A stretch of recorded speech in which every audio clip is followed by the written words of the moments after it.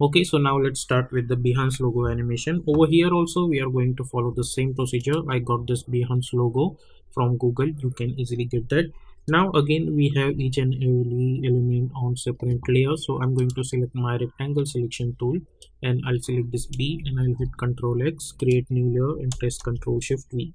Similarly, I'll follow this procedure for this one. Hit Ctrl X, new layer, press Ctrl Shift V. I'll select this E separately, hit Ctrl X, new layer, press Ctrl Shift V, and let's hide them one by one like this. So we can adjust this stuff properly.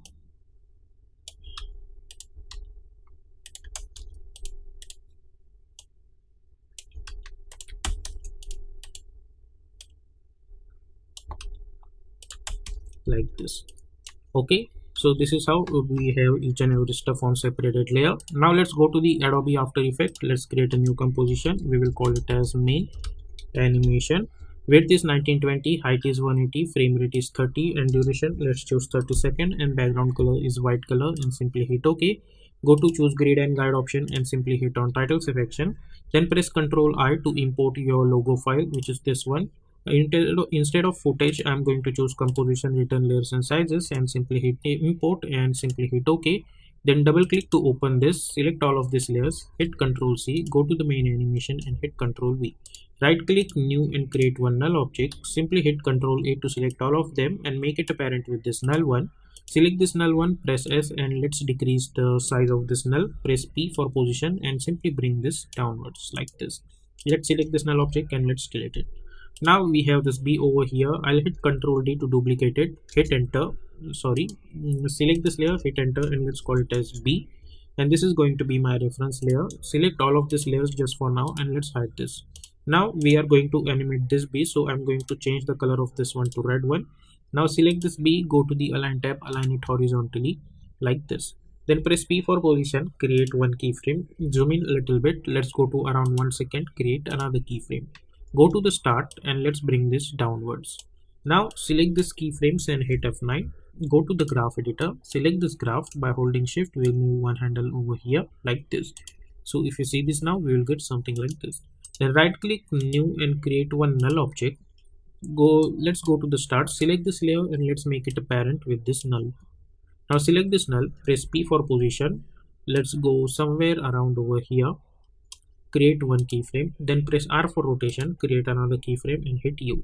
Then go somewhere around 2 seconds and we are going to make it -1, so we will get something like this. Okay, this is we will get, but this is not what how we want. So what I'm going to do, let's delete those keyframes and select this layer and let's unlink this parent just for now. Now I'm going to select this null object and instead of in the middle of this entire composition, I'm going to move this a little bit over here, and then I'm going to select this B and then make it a parent with this null object. Now we can select this null object and we can create one keyframe at position and one keyframe at rotation, then go somewhere around over here, and now we want this rotation, so I'm going to make it -360. Okay, so if you see, we will get something like this. Along with that, I'm going to select this and I'm going to change the position of this null object until unless this is going to be properly on that original position like this, and select those keyframes and hit F9. So if you see this animation now, we will get something like this. Then go to the graph editor, select this graph. By holding shift, move one handle over here, select this and move one handle over here. So if you see this now, we will get something like this.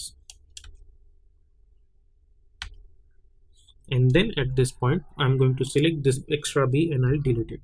So if you see this animation now, I'll get something like this. Okay, now I'm going to select this B over here. Let's go somewhere around over here, press R, create one keyframe, then go over here and let's make this -2.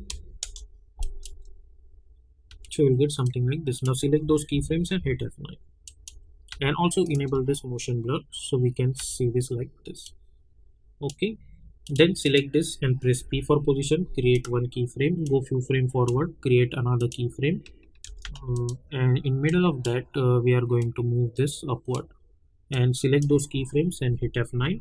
Go to the graph editor. Select this graph by holding shift, one handle over here, one handle over here, this handle over here.